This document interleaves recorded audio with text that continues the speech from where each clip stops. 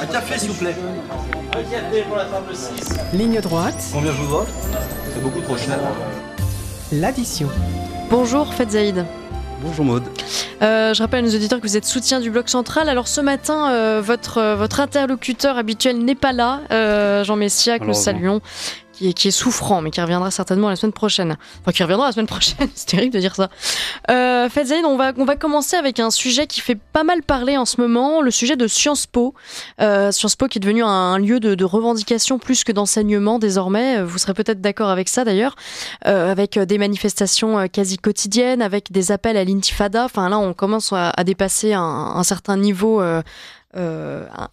qui a même amené en fait le président, je crois, de Sciences Po et le président de Sciences Po d'ailleurs de Menton, si je ne me trompe pas, ou enfin en tout cas d'une autre ville, à porter plainte pour ce type de manifestation. Alors ma question est radicale. Fadzaïd, faut-il dissoudre Sciences Po? Wow. Alors oui, elle est radicale. Je pense pas qu'il faudrait dissoudre Sciences Po. C'est de la provoque. Non, ouais, mais je pense qu'il faut responsabiliser Sciences Po. Ouais. Voilà, faut les responsabiliser. Après, concernant ces manifestations, je le rappelle, hein, on est dans une démocratie, et il y a le droit d'expression, etc. Ouais, mais même dans un établissement d'enseignement? Juste laissez-moi finir. Allez-y. Justement, on est dans une démocratie. Voilà, le droit d'expression, enfin, on a le droit de s'exprimer. Mais, encore une fois, il ne faut pas aller dans l'extrême à l'autre. C'est-à-dire qu'il y a une démocratie, il y a le droit d'expression, mais il y a aussi des institutions. Et il y a des lois. Et ces institutions, ces lois, il faut les respecter. Donc, oui pour la liberté d'expression, oui pour des manifestations pacifistes, non pour, justement, prendre en otage d'autres élèves, prendre en otage Sciences Po à des fins politiques ou à des fins de manifestation. Ouais. Marie Falicon. Julien Audoul était mardi à l'Assemblée nationale, député du Rassemblement national.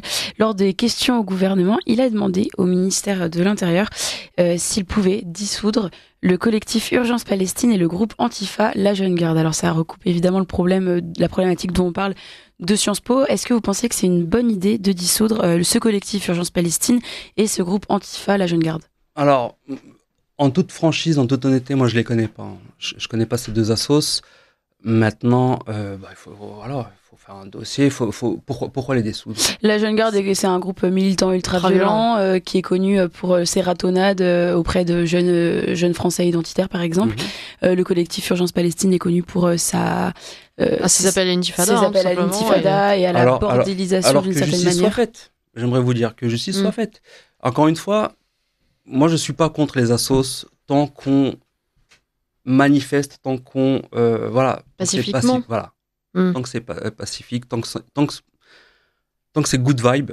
Et moi, j'ai aucun problème. Maintenant, là, en effet, quand il y a d'autres appels, appels au meurtre, appels à ce que vous voulez de négatif, oui, il faut... Ça peut être une bonne idée, effectivement, pour endiguer le chaos. Ça peut être une idée. Liselotte Dutreuil. Quand on a justement le gouvernement qui tente de dissoudre Academia Christiana, qui est très good vibes, comme vous dites, hein, c'est des jeunes qui se retrouvent pour danser, faire des grands banquets, chanter, prier et suivre des conférences où, évidemment, comme vous le citiez, l'appel au meurtre pourrait être une raison, mais en l'occurrence, on n'est pas du tout sur ce terrain-là. Qu'est-ce que vous en pensez? Est-ce que vous n'avez pas l'impression qu'il y a un deux poids, deux mesures, justement? Alors...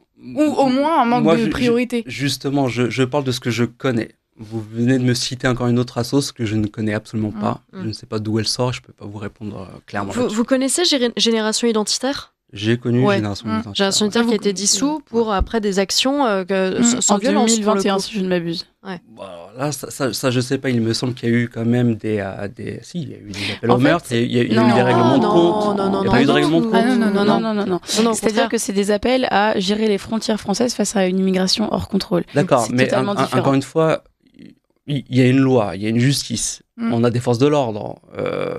Pour contrôler l'immigration. On est une justice, on a un gouvernement. Une association n'a pas à faire le travail d'un gouvernement. On est bien d'accord. Mais donc, du coup, Que fait le gouvernement? Ah bah voilà, il est là, la question elle est là. Mais Le encore problème, une fois, on c'est peut que- pas faire justice soi-même. Mais on peut pas aller. reprocher à des citoyens de se défendre et de vouloir justement faire en sorte que les choses tournent dans leur Mais on pays se quand défend- ils ont l'impression mais d'être on face à se- un on se gouvernement qui défend a dans les abandonné urnes. les choses. Non. Ah mais ils se défendent Ah, mais dans là, les urnes. c'était des au sein. C'est ce que je revendications, disais, c'est ce que je disais à Jean Messia une fois. On n'est pas aux États-Unis. Si on fait pas notre loi seul, on peut pas monter une association et se dire hop c'est bon. Je suis un citoyen modèle. Je suis. Enfin non. Il y a des lois, il y a des devoirs. Et on respecte les lois. Aujourd'hui, justement, la question est de changer les lois quand elles nous protègent plus. C'est les mots de Bruno Retailleau. Il remet en cause aujourd'hui notre état de droit. Il explique que le droit ne protège plus l'État, qui ne peut plus protéger les citoyens à cause de toute cette pyramide de normes qui nous empêche d'agir et donc d'assurer la protection du peuple français. Il parle véritablement d'une rupture du contrat social. Donc l'État ne protège plus aujourd'hui ses citoyens, donc le contrat est rompu, c'est-à-dire que les citoyens n'ont plus ce devoir peut-être d'un État qui n'a plus sa légitimité. Ouais. En tout cas, vous voyez ce que je veux dire? Alors, une rupture, non. Une rupture, non. Après, changer, oui. C'est ce que je disais une fois. Je pense qu'il faut revoir notre système. Notre système aujourd'hui, il n'est plus en adéquation avec notre mode de vie. Voilà, il faut revoir notre système. Après, le mot rupture, moi, il est trop hard. Je pense pas que ça soit. Non, je pense pas que ça soit le. Faut pas changer. Enfin, si, il faut changer le système, il faut changer les lois, etc. Quand même. Voilà, il faut améliorer, il faut avancer avec le temps, mais rupture, non. Il faut avancer ensemble, il faut se poser et discuter et revoir le système dans son ensemble. Ce qu'on peut pointer, en tout cas avec Génération Identitaire, qui est intéressant, c'est que eux ne font qu'alerter, par exemple, sur une politique migratoire folle. Ils ont réussi à louer, je me rappelle, un bateau en Méditerranée pour alerter justement avec ce message, peut-être stop immigration, je ne sais plus quel était le message exactement. En parallèle, on constate qu'il y a des associations immigrationnistes qui, elles, en toute impunité et pire, subventionnées évidemment par le contribuable, peuvent aller chercher les migrants jusque sur les côtes libyennes, enfin, c'est-à-dire qu'on ne va pas les récupérer parce qu'ils se noient dans la mer. Ouais, j'ai pas ce dossier-là et je connais pas sincèrement. Après, si Génération Identitaire, a été dissous, c'est qu'il y a eu il y a eu du poids et moi je reviens pas sur les décisions du gouvernement. Il y a eu un poids idéologique mais pas juridique, a priori. Sinon on aurait aussi dissous Greenpeace par exemple, qui fait exactement le même type d'action mais pour l'écologie. Ici on compare, on est tout le temps dans la comparaison un tel, c'est cas par cas. Chacun, il a son dossier. Quand on constate un deux poids deux mesures, c'est normal de comparer. Après, quand il y a un deux poids deux mesures, encore une fois, on est dans une démocratie, on fait appel, on saisit la justice et on revoit le. À ce moment-là, vous renseignerez sur les actions de la Jeune Garde et puis on pourra en parler la semaine prochaine. Avec plaisir. Honnêtement, moi, je m'intéresse pas moi à tout ce. Voilà, cet axe militant, etc. Mais c'est intéressant et je pense qu'il faut s'y intéresser justement parce que vous voyez, ça effectivement, ça mène à un débat. On parlait de Sciences Po tout à l'heure et alors, on va pas parler on va arrêter de parler du conflit israélo-palestinien et tout ce que ça amène, sauf si on fait un lien tout à l'heure évidemment avec l'immigration encore, tout ça. Mais Anne Hidalgo a pris la parole au Conseil de Paris il y a 2 jours, je crois, ou hier, en évoquant les affiches. Alors à la fois à Sciences Po, mais même sur les murs de Paris, des affiches en hommage à Philippine, à Matisse, à Thomas, à Lola, qui pointaient généralement la raison pour laquelle ils ont été tués, les raisons et donc les personnes en fait qui les ont tués. On parle beaucoup de QTF, de migrants, etc. Ces affiches sont arrachées par des militants de gauche et d'extrême gauche à Sciences Po et dans la rue. Je vous laisse peut-être écouter ce qu'a dit Anne Hidalgo, on en parlait tout à l'heure. Faut que vous mettiez votre casque pour l'écouter et puis ensuite réagir. Oui, il y a le sujet du meurtre de Philippine Lenoir de Carlan par une personne qui avait déjà commis un acte de cette nature et qui était en OQTF. Et ça doit se réprimer, ça doit se condamner. Et moi, je suis pour qu'on fasse respecter la loi sur notre territoire. Je n'ai rien à redire à cela. Mais il y a, dans le débat public et dans le débat médiatique, une tentative de confusion, comme si tous les agresseurs, notamment de féminicide, étaient des personnes en OQTF. J'en veux pour preuve une campagne de communication et d'affichage qui m'a vraiment glacée sur les murs de notre capitale avec ce dessin du portrait de Philippine et des propos d'un racisme avéré, très inquiétant, qu'on ne peut pas accepter non plus, tant cet amalgame n'est pas acceptable. Est-ce que vous êtes d'accord avec ce que dit Anne Hidalgo ? Alors, je peux être d'accord. Enfin, encore une fois, il n'y a pas de deux poids, deux mesures.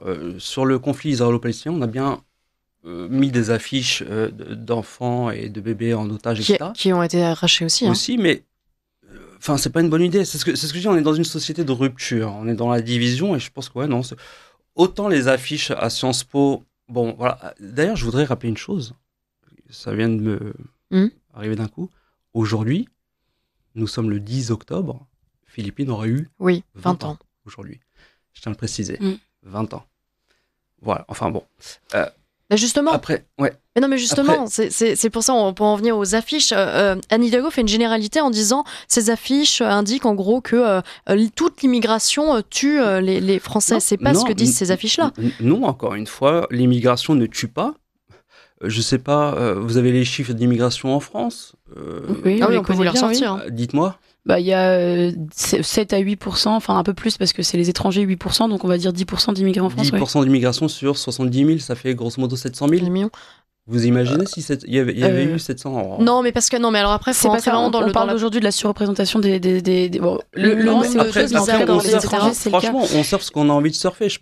Pour moi, c'est simple. Ces affiches-là, ils sont là, en mémoire de Philippines. Moi, ça me dérange pas personnellement. D'accord.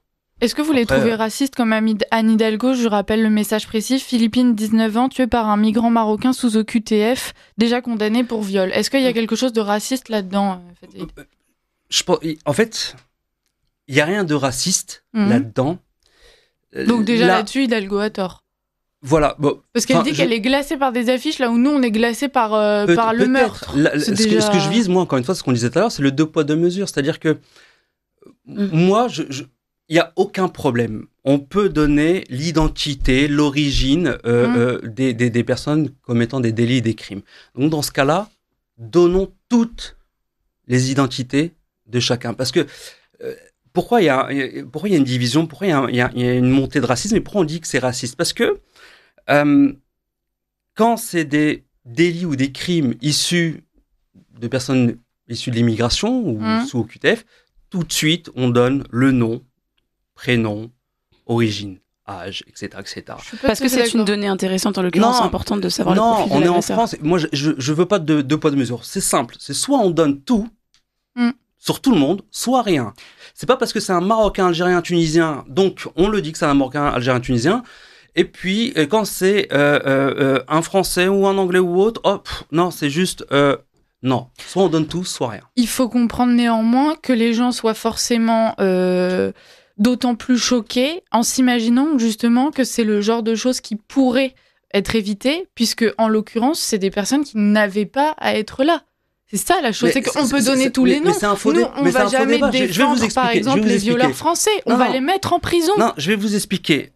Pour moi, vous parlez de violeur. Pour moi, un violeur n'a pas d'identité. Ah ben si, en l'occurrence, on connaît sa nationalité. Voilà, quand je dis qu'il n'a pas d'identité, c'est dans le sens où s'il est illégal. Un violeur, c'est un violeur. C'est pas un Marocain, un Français, un Anglais, c'est un violeur. Et on doit le juger en tant que violeur. Ouais, mais aujourd'hui, on voit bien que d'abord, la justice est trop laxiste par rapport aux récidivistes et aux criminels sexuels, on peut le dire.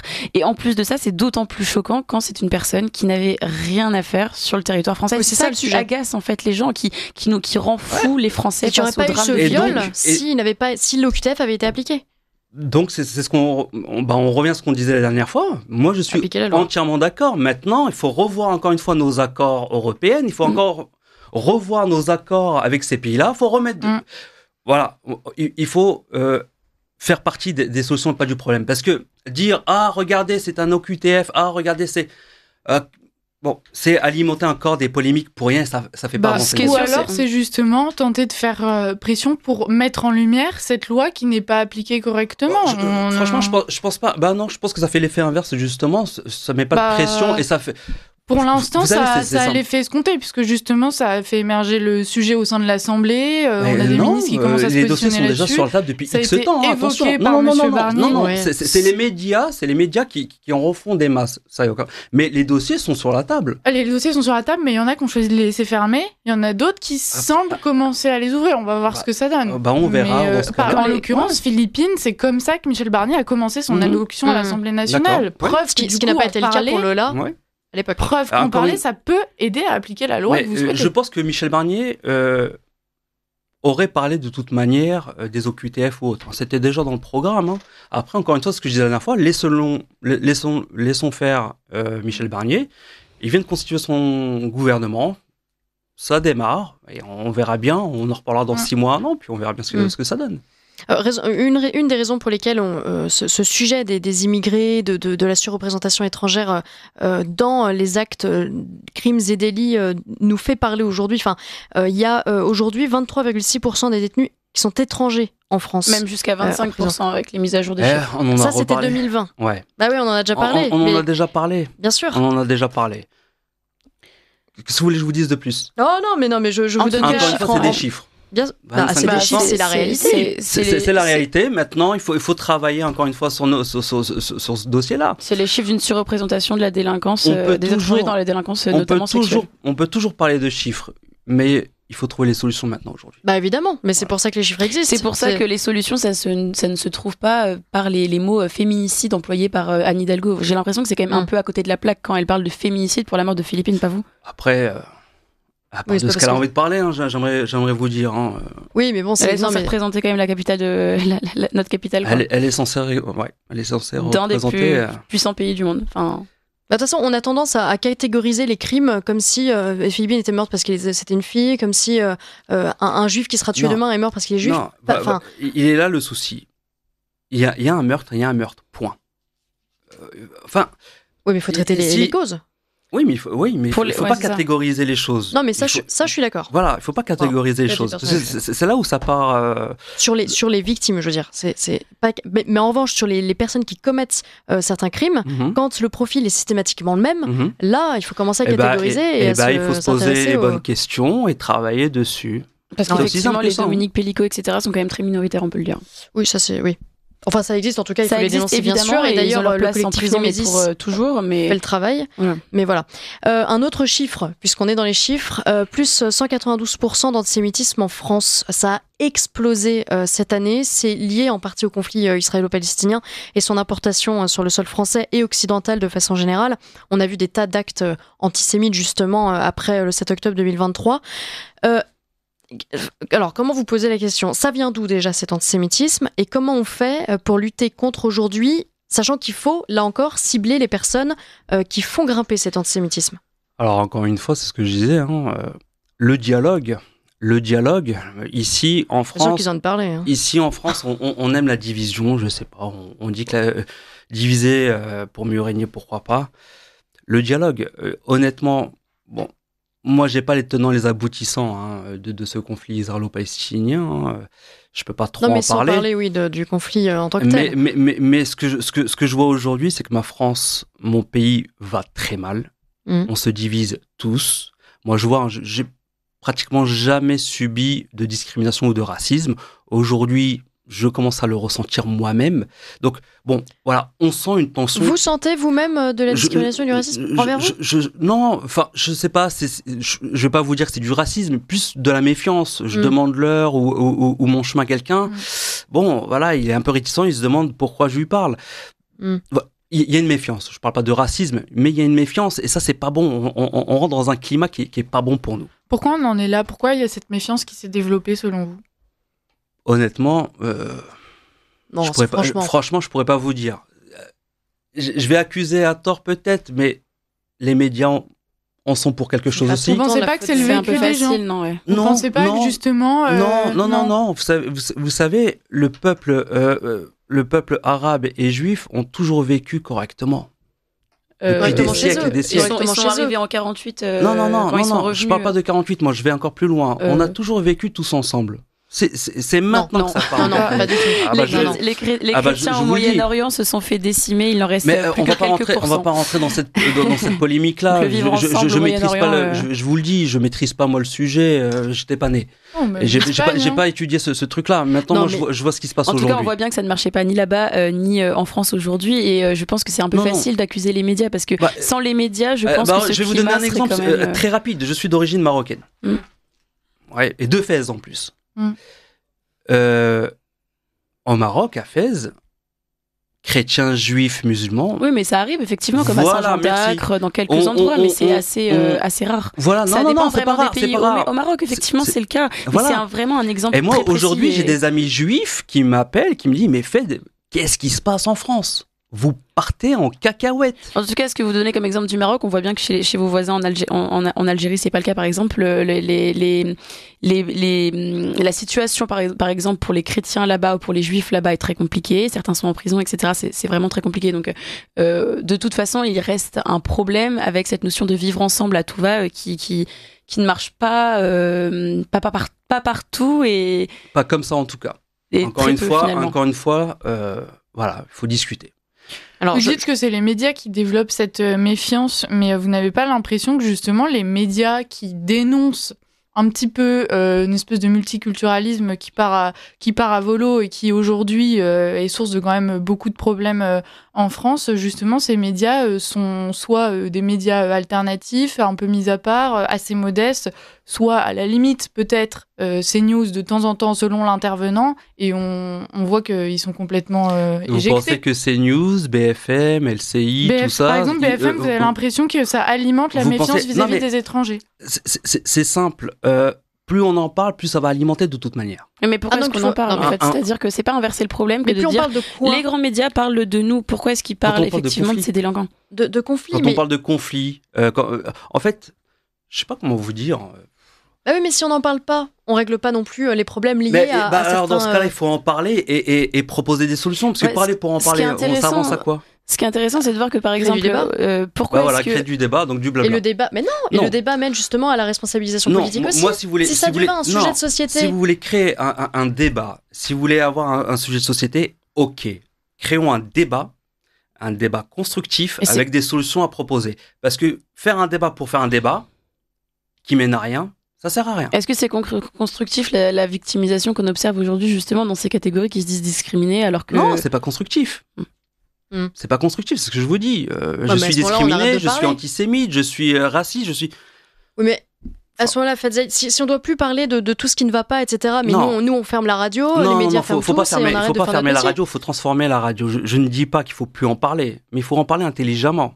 Ah bah, Il faut en ça veut parler. dire quoi pour vous ça Bah, c'est ce que je viens de dire. C'est en parler intelligemment dans le sens où il faut parler, il faut discuter, il faut annoncer, il faut effectivement diffuser, mais intelligemment, avec des solutions. Quels Mais- sont les problèmes? D'où viennent les problèmes? Pourquoi il y a ça? Ok, très bien, il y a ça. c'est pas. Qu'est-ce qu'aujourd'hui, à la veille de 2025, qu'est-ce qu'on peut faire ensemble pour y remédier? Oui, mais Ça, c'est un débat. Fadzaïd, c'est pas à nous d'apporter des solutions. Nous, on pose des Mais questions, vous on soulève des problèmes. vous êtes des médias, vous contribuez à justement apporter des solutions. Oui, mais Ah, je non pense pas qu'on le fait à à la radio. On reçoit beaucoup J'espère. d'experts qui justement ne J'espère. sont pas reçus ailleurs et Vous qui me semblent recevez avoir moi-même. beaucoup de Ah oui. solutions. Vous me recevez moi-même et je vous en Apportez-nous remercie. des Qui semblent solutions, avoir Fadzaïd. beaucoup de solutions et Non, qui non, ne non, sont mais pas je- écoutés ailleurs. Peut-être Quand qu'aussi, vous il m'avez faudrait invité, du coup la première écouter fois que vous plus m'avez de gens. invité, j'étais enthousiaste, j'ai dit oui tout de suite, Ouais, sans bien sûr, oui, hésitation, parce qu'il faut discuter, il faut parler. Mmh. Et vous faites bien, Mais sans tabou. sans tabou et sans filtre. Bien entendu, il n'y a pas de souci là-dessus. Fadzaïd, il nous reste 7 minutes. Je voudrais parler du lycée de l'établissement scolaire Stanislas. Vous avez entendu parler certainement de cette enquête réalisée par complément d'enquête, justement, sur cet établissement. Diffusé ce soir. Ouais. Ouais, accusé de... Oui, c'est ce soir le complément d'enquête. Regardons tous ensemble. Cette semaine en tout cas. Cette semaine. C'est une dénonciation, en gros, un petit peu, alors d'une certaine manière, de l'excellence, parce que le Stanislas est quand même connu pour être un établissement voilà, qui vise l'excellence, donc exigeant forcément. Et puis, après, j'ai pas regardé encore, évidemment, parce que c'est pas encore paru, mais on nous parle d'excès de langage, on nous parle alors là, vous serez plus forte que moi, je pense, Marie Falicon, sur ce sujet-là, peut-être sur Stan. On en parlait hier avec Stanislas Rigaud, Moi, justement. vous savez, Exactement. il est bien là le problème. Quand je vous dis qu'il y a une division en France, en fait, il y a une mentalité enfin, il y a une mentalité faut vraiment changer. Et, quand on va à l'école, quand on commence à l'école, à la maternelle, c'est pourquoi? Qu'est-ce que vous, parents, vous avez C'est dit? pour apprendre. Pour apprendre, pour Et avoir un juste, bon métier. voilà. Ouais, donc l'excellence, qu'est-ce que ça veut dire? On vise tous l'excellence. Bien sûr. On vise tous. Moi, mon père, il m'a toujours dit, travaille bien à l'école, tu deviendras avocat ou médecin. Et c'est justement pour ça qu'en fait, ce complément d'enquête a beaucoup choqué, parce que déjà, il est diffusé sur le service public, sur France 2, donc ce soir, on l'a dit, et il est consacré, je cite l'intitulé, aux dérives d'une école d'excellence. Encore une C'est fois, vraiment à ça qu'on s'attaque. On s'attaque pas évidemment à une école coranique, une école d'entrisme islamiste, on s'attaque à Stanislas. Je n'ai pas parlé d'islam ni quoi que ce soit. Après, encore une fois, c'est ce que Parce que je veux dire, c'est qu'il y a dis, peut-être d'autres priorités, en fait. Voilà, c'est un faux débat. J'aime énormément Lise Lucet, j'aime énormément Complément d'enquête, mais là, je vous avoue que j'ai pas trop compris le titre. Non, et ça revient un petit peu, ça rejoint un petit peu le sujet des médias. Vous voyez, on parlait des médias qui on doivent est bien faire leur d'accord. travail. On est bien d'accord. Sciences Po, on en parle parce que de temps en temps, effectivement, il y a manifestations, etc. Mais en réalité, on n'en parle pas tant que ça. Par contre, on va aller chercher des noises à une école qui fait son taf et qui élève intellectuellement des élèves. Mais il est là le problème. C'est pour ça que, encore une fois, c'est ce que je vous ai dit la dernière fois, il faut revoir notre système. Notre système français et aussi peut-être et notre système éducatif. Et aussi peut-être nos priorités. Si tout à l'heure je parlais d'islam, c'est parce que justement là en l'occurrence avec Stanislas, complément d'enquête pointe, et pas que complément d'enquête, je veux dire les députés LFI aussi qui ont poussé à cette polémique, pointe le fait que Stanislas flirte avec, je les cite, l'intégrisme catholique. Alors on le connaît pas très bien, l'intégrisme catholique, on sait pas où il se cache apparemment dans les cours de caté. On voit bien que c'est pas le cas. Et à côté de ça, il y a par contre un entrisme islamique extrêmement grave qui sévit dans certaines écoles, et là personne ne tape, peut-être parce qu'on tape sur les plus faibles et pas sur les plus forts. Encore une fois, vous voyez, ça aussi c'est des faux débats toujours à comparer. Moi c'est simple, cette école pour moi elle est très clean, elle est très bien notée, on la touche pas. Aussi simple que ça.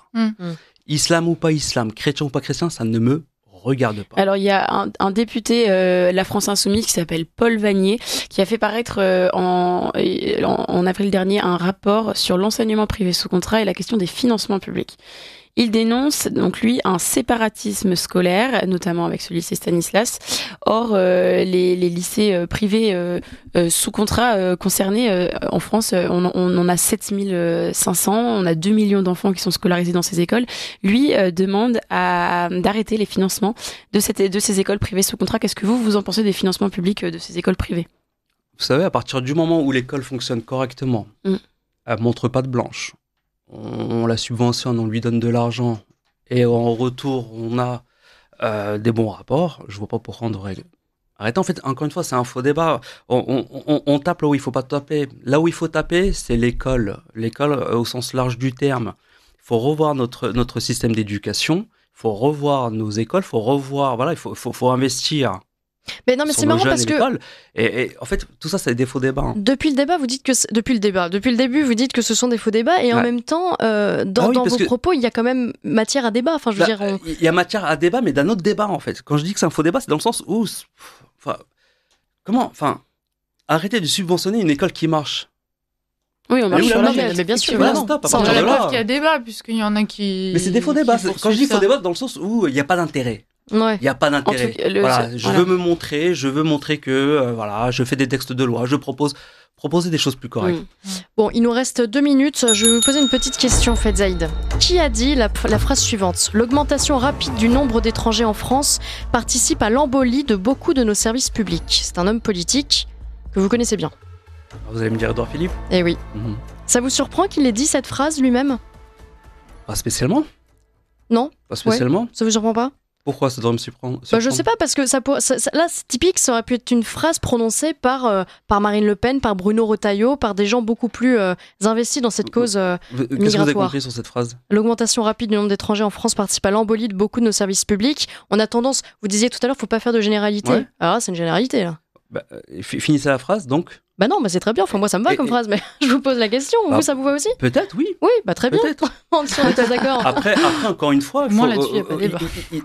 Il n'y a pas de débat, oui et non. Après, il faut se poser et revoir tout ça. Très bien. L'immigration, On va voir tout ça, quoi. L'immigration. L'immigration. Vous savez, moi j'ai un petit exemple vite fait sur l'extrême droite et l'immigration et tout ce qui va avec. Vous connaissez la présidente Meloni, Oui, présidente italienne. bien sûr. Elle a fondé sa présidence sur quoi? L'immigration. Qu'est-ce qui se passe depuis Elle a Drastiquement diminué Drastiquement l'immigration diminué. illégale. ouais. 450 000 sans-papiers. Elle est en train de régulariser Oui, 450 000 on a- sans-papiers travailleurs d'ici 2025. Elle a fait complètement le contraire. Il y a un mélange Voilà. d'immigration Donc, choisie dans le travail c'est et un légal, mélange. Voilà, mais pourquoi je vous dis ça? Après, on en finira là. Pourquoi je vous dis ça? Parce que entre ce qu'on dit, ce qu'on propose et la réalité des choses, eh ben, ça fait mal. Bon, eh bien, merci beaucoup, Fetzaïd, pour ce débat. Je rappelle que vous êtes soutien du Bloc Central et on vous retrouve la semaine prochaine avec Jean Messia. Avec plaisir.